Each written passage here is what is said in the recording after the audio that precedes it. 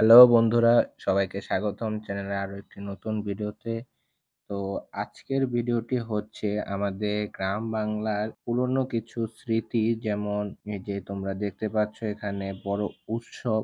তো আজকের ভিডিওটি হচ্ছে এরকমই একটি উৎসব নিয়ে, আমাদের সাভারের পঞ্চবটী আশ্রমের উৎসব নিয়ে।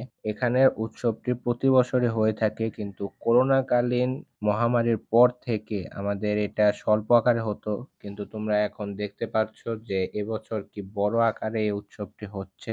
তো মেইনলি হচ্ছে আমাদের গ্রাম বাংলার এগুলো ঐতিহ্য, যা এখন ততটা দেখা যায় না।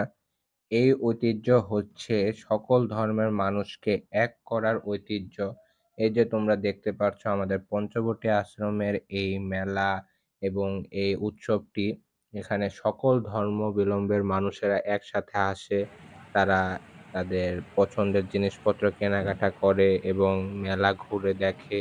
এই যে তোমরা দেখতে পাচ্ছ নাগরদোলা, তারপর আরো অন্যান্য জিনিস। এগুলো কিন্তু শুধু যে আমাদের সনাতন ধর্মাবলম্বীদের ব্যবহারের তা নয়, এখানে সকল ধর্মের মানুষেরা এগুলো ব্যবহার করে। তো আমার মতে এই ঐতিহ্যগুলো বিলুপ্ত না হওয়া উচিত।